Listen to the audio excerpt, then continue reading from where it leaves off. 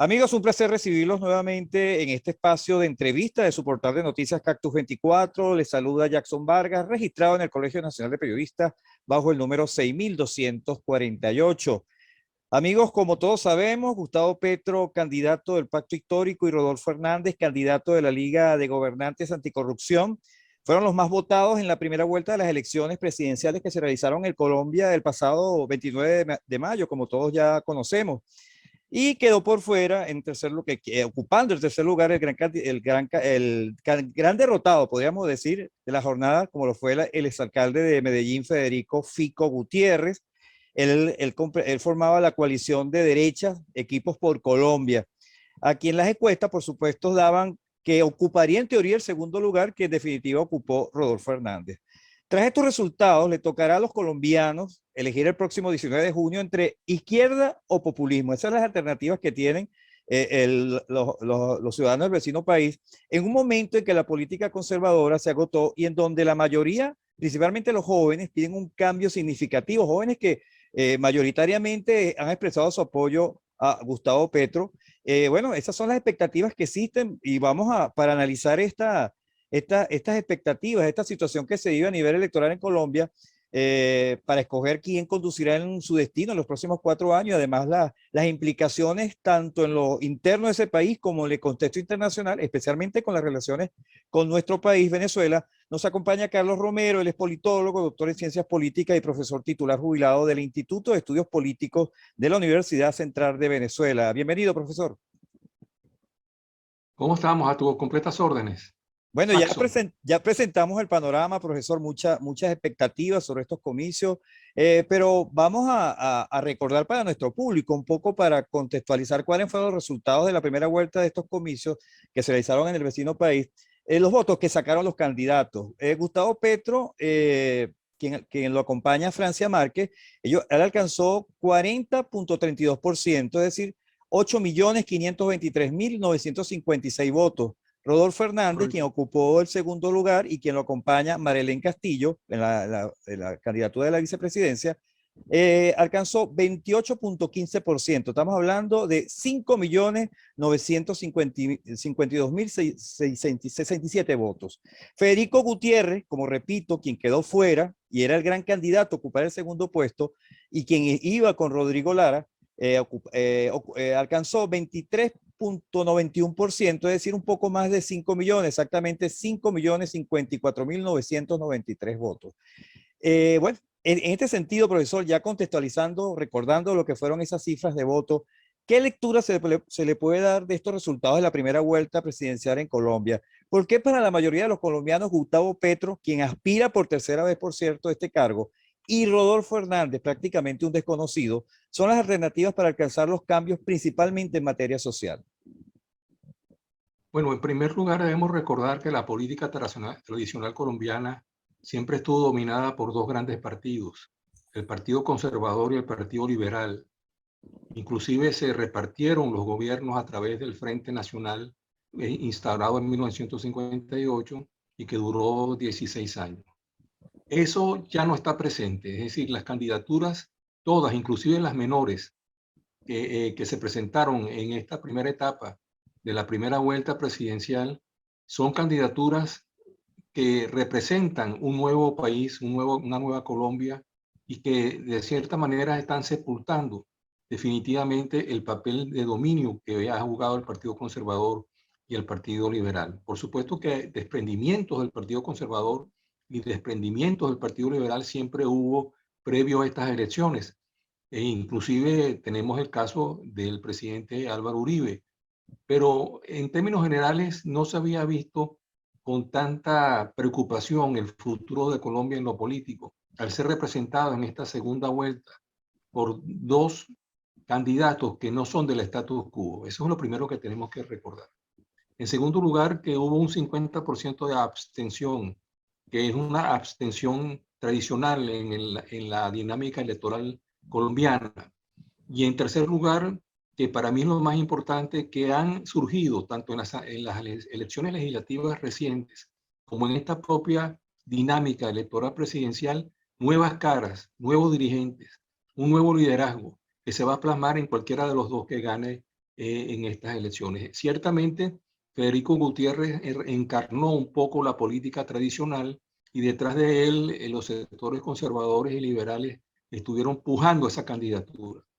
Frente a la de Gustavo Petro, que es un dirigente de izquierda con una antitradicional política, y Rodolfo Hernández, que representa ese populismo que recuerda, ya lo han dicho la prensa mucho, a otros populistas en toda América Latina, particularmente a Saad Bucaram o el actual presidente de El Salvador, pero como un todo representan una incógnita, Claro. porque esa incógnita es sobre cómo van a gobernar, cómo van a definir su política internacional, su política doméstica y sobre todo cómo van a enfrentar los problemas tradicionales de Colombia, como es la violencia política, la guerrilla, el narcotráfico. Así es, profesor. Eso lo vamos a adelantar a lo largo de esta entrevista, pero continuando con estas expectativas sobre lo que va a pasar en esta segunda vuelta, el balotaje en las elecciones de este 19 de junio en Colombia, algunos expertos, la mayoría, afirma que Gustavo Petro alcanzó en esta primera vuelta lo que sería su techo, es decir, 42% de votos.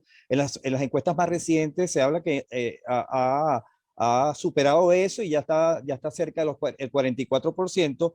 Y las personas que votaron por Federico Gutiérrez y Sergio Fajardo, si la mayoría de esas personas que acudieron a la primera vuelta a apoyar a estos candidatos, Federico Gutiérrez y Sergio Fajardo, que repito, acuden a las urnas a dar su respaldo a Rodolfo Hernández, este sería el próximo presidente de Colombia. De hecho, retomando lo que ha sido las encuestas, hay en este momento una leve ventaja de Rodolfo Hernández sobre Gustavo Petro. De darse primero usted comparte estas proyecciones, ¿es el favorito ahora Rodolfo Hernández para esta segunda vuelta de los comicios presidenciales en Colombia?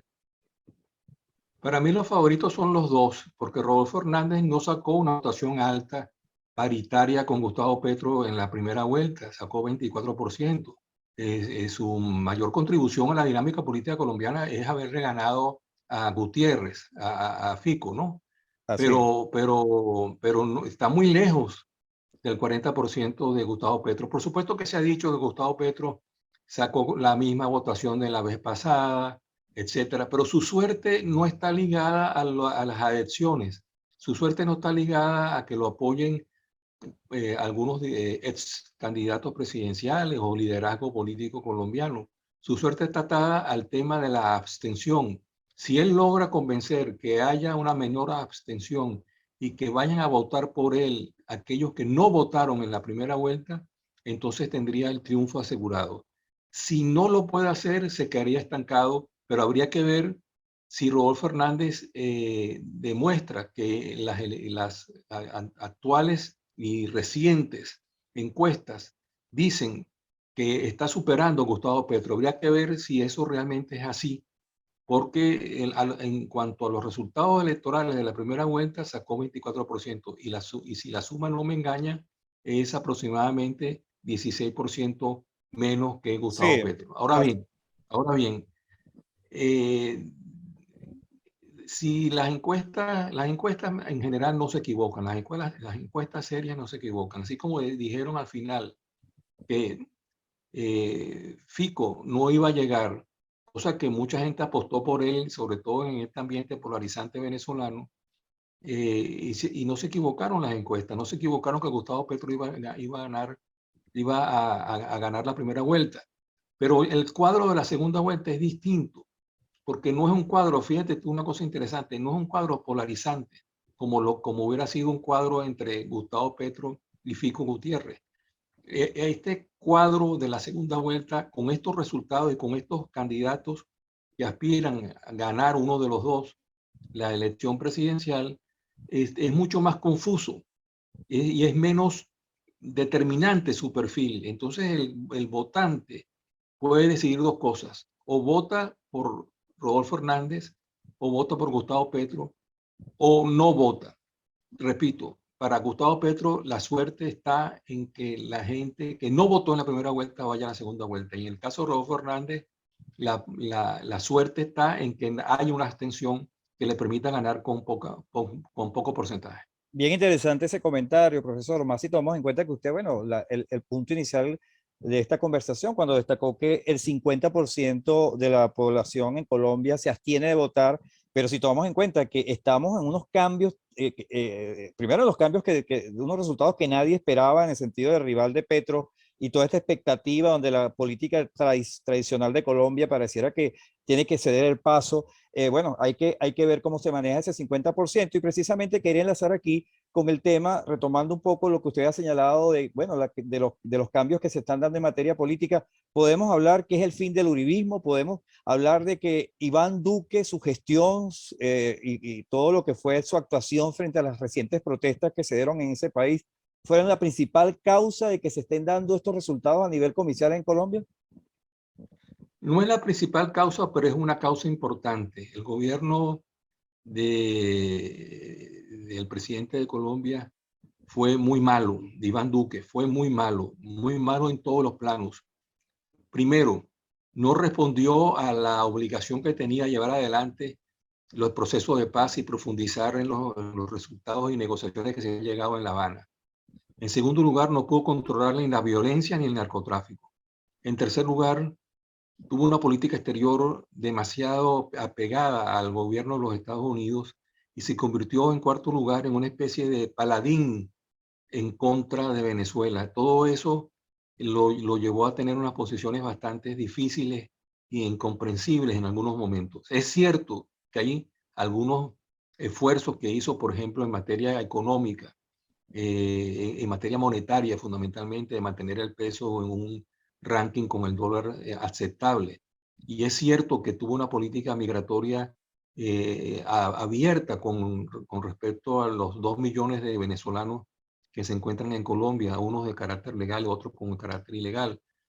Pero en términos generales fue un mal gobierno, pero no creo que pueda ser atribuible que todo lo que ha pasado en Colombia y todo este cambio de élite que se avisora en el futuro cercano y toda la situación caliente de la política que tiene Colombia en este momento sea la culpa de Iván Duque.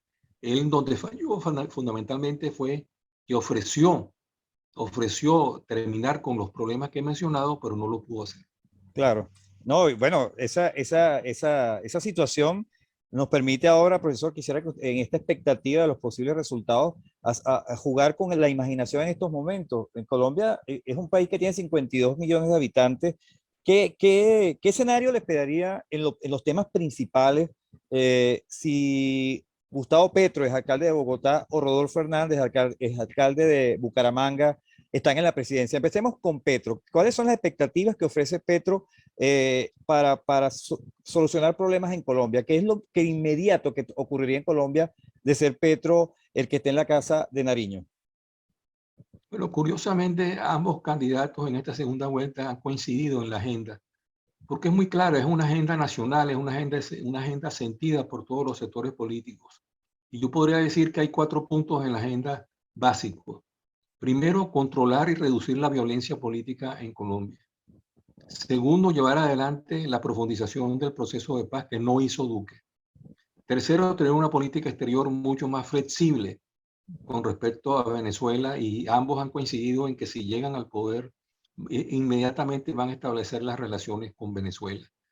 Y cuarto lugar, pero no por ello menos importante, la comprensión de la situación social en colombiana, donde ha habido un retroceso muy grande en materia de ingresos, en materia de salud, etcétera, entre otras cosas por el coronavirus que ha afectado a todos los países, pero en el caso de Colombia lo ha afectado en mayor grado y eso a mi modo de ver, de una manera u otra, conforma una agenda que Ernesto Samper, el expresidente de Colombia, ha llamado, a mi modo de ver con razón, una agenda nacional, porque realmente las declaraciones que han hecho no solamente los candidatos presidenciales, sino su equipo de trabajo y su equipo electoral y el equipo programático en relación a estos temas, están, yo diría, en un 80% coincidiendo.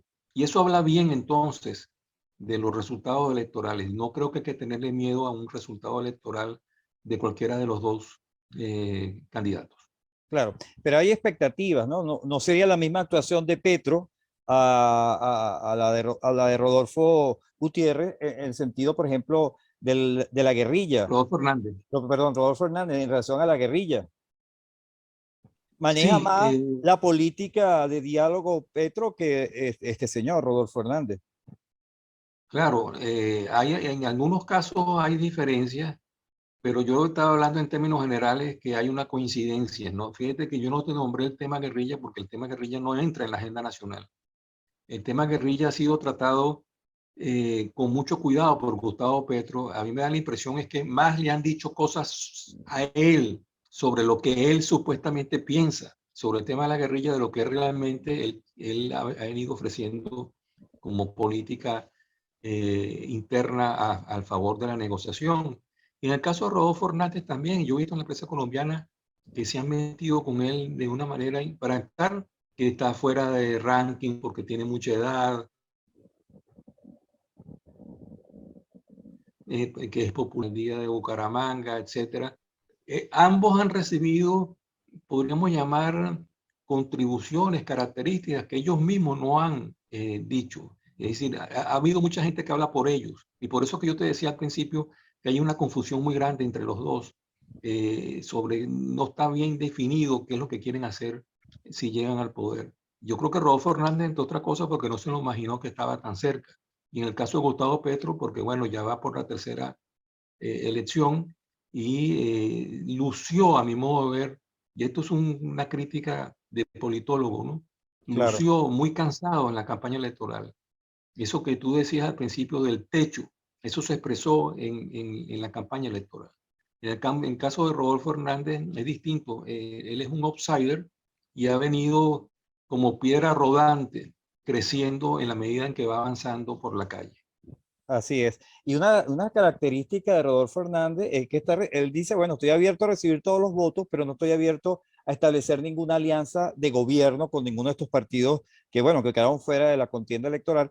Pero hay un detalle que es significativo. Él no tiene diputados, él no tiene senadores que le representen en el Congreso. ¿Cómo va a ejecutar un gobierno si no tiene alianza? ¿Cómo quedaría? Es una interrogante que se plantea porque por lo general estos presidentes han tenido respaldo de partidos políticos, vienen de partidos políticos. En el caso de Rodolfo Hernández no tiene esos antecedentes, no tiene nadie que lo represente en el Congreso. ¿Cómo especular? ¿Cuál sería el escenario de un gobierno de Rodolfo Hernández bajo estas circunstancias?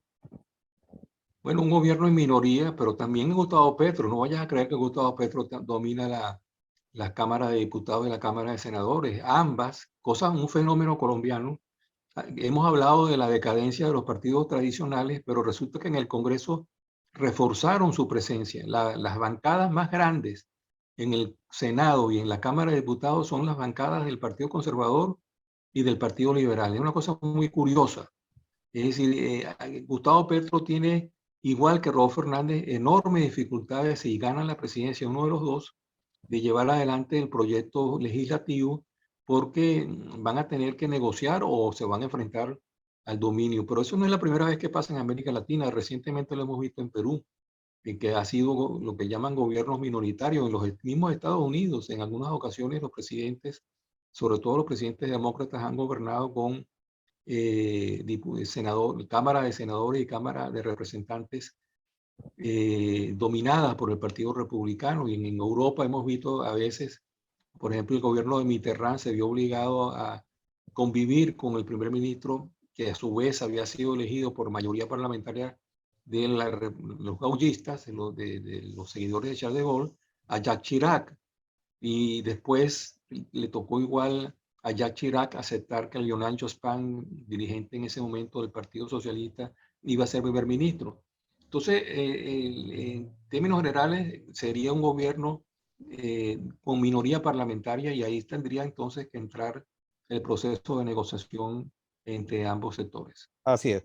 Amigos, estamos conversando con Carlos Romero, doctor en Ciencias Políticas y profesor titular jubilado del Instituto de Estudios Políticos de la Universidad Central de Venezuela. Profesor, aquí viene otro tema que es importante. Estamos hablando de que Gustavo Petro representa a la izquierda en Colombia. De tener acceso, de ganar la presidencia, ¿cuál sería el escenario de la relación estrecha que mantiene ese país, Colombia, con Estados Unidos? ¿Esto afectaría el estatus de Colombia como socio estratégico también de la OTAN. ¿Cuál es la dinámica que se espera en esta estrecha relación, repito, que mantiene Colombia con los Estados Unidos y bueno, y como socio estratégico de la OTAN, si un gobierno de izquierda se instaura en ese país? Bueno, Petro y sus seguidores han dicho claramente que van a reducir la asociación que tiene Colombia a través de Iván Duque con Estados Unidos y con Occidente, sobre todo dado el contexto histórico actual de la guerra de Ucrania, en primer lugar. En segundo lugar, han dicho en varias oportunidades que inmediatamente van a restablecer relaciones con Venezuela y con otros países que han tenido problemas desde el gobierno de Iván Duque y anteriormente con el mismo gobierno de Juan Manuel Santos. Y el caso de Rodolfo Hernández también ha dicho en varias oportunidades que va a restablecer relaciones. Inclusive dijo una cosa que causó mucha risa, pues dijo, el mismo día a las 4 de la tarde. No sé por qué escogió a las 4 de la tarde. Debe ser que calculó que ya la ceremonia de investidura ya había pasado de esa hora. Claro. Pero el punto es que en ninguno de los dos casos creo que va a asumir cualquiera de los dos críticamente la política exterior que está heredando. Va a haber un cambio importante, a mi modo de ver, en cada una de esas opciones, sobre todo para evitar que Colombia se vincule a posiciones tan conservadoras por parte del gobierno de los Estados Unidos y que lo haya alejado de América Latina, que ha sido el principal costo que ha tenido esta política de internacionalizar la política exterior de Colombia, que no le ha dado los resultados necesarios y lo que ha hecho es prácticamente un aislamiento. Así como se habla del aislamiento de Venezuela, hoy por hoy, en América Latina y el Caribe, se puede hablar del aislamiento de Colombia y que esa es una herencia que está dejando Iván Duque que hay que superar. Claro. Bueno, estamos por terminar, profesor, pero quiero un comentario al respecto. Son dos detalles jurídicos que afectan a un candidato y al otro. Está el caso de que un tribunal en Madrid admitió una denuncia contra el candidato presidente de Gustavo Petro por el secuestro de un periodista cuando Petro militaba en la desaparecida guerrilla del M-19. Esta es una denuncia contra Petro. Esto fue, el auto fue fechado el 19 de mayo y fue dado a conocer el 30 de mayo pasado, justo después de que Petro, bueno, ganara la primera vuelta de las elecciones presidenciales colombianas. Entre tanto, también su rival en este balotaje del 19 de junio, Rodolfo Hernández, quien ha tenido como bandera en su campaña la lucha contra la corrupción, tiene que enfrentar a partir del 21 de julio un juicio por presunta responsabilidad en direccionar la adjudicación de un contrato. Estamos hablando de dos candidatos señalados por hechos jurídicos, por situaciones que tienen que dar respuesta ante la justicia. ¿Qué opina usted al respecto? ¿Esto puede afectar a uno u otro en lo que sería el balotaje? ¿Es significativo, no es significativo? ¿Qué se puede interpretar de esta situación que los medios le han dado relevancia en los últimos días? Bueno, y voy a añadir que también Iván Duque ha sido, un juez lo mandó a detener. Así es, 5 días Es en decir, su casa.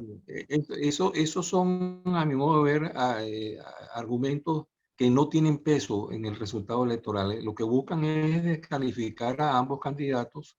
Seguramente proviene de personas que están ligadas o estuvieron ligadas a la candidatura, a la precandidatura de Fico Gutiérrez y que ahora se ven de cierta manera huérfanos y que están inventando este tipo de cosas para perjudicar a a ambos candidatos. Yo no le veo ninguna importancia. Bien, profesor, entonces lo que nos queda es esperar qué será el resultado del balotaje. Ya le hemos ofrecido a nuestro público de Cactus 24 el escenario, lo que en teoría se manejaría si uno u otro, tanto Gustavo Petro como Rodolfo Hernández, asumen la presidencia de la República. Por nuestra parte, le agradecemos a usted por habernos acompañado. Estuvimos conversando con Carlos Romero, politólogo, doctor en ciencias políticas y profesor titular jubilado del Instituto de Estudios Políticos de la Universidad Central de Venezuela. Profesor, su palabra de despedida. Bueno, que Dios proveerá. ¿Qué va a pasar con los resultados electorales de la segunda vuelta presidencial en Colombia? Así es, que todo sea positivo para el vecino país, porque todo lo que afecte en positivo a Colombia, por supuesto, también a los venezolanos nos va a dejar cosas positivas. Nosotros, amigos, pues, ya finalizamos nuestro espacio. Le damos las gracias, repito, por acompañarnos y por seguirnos y será hasta otra oportunidad.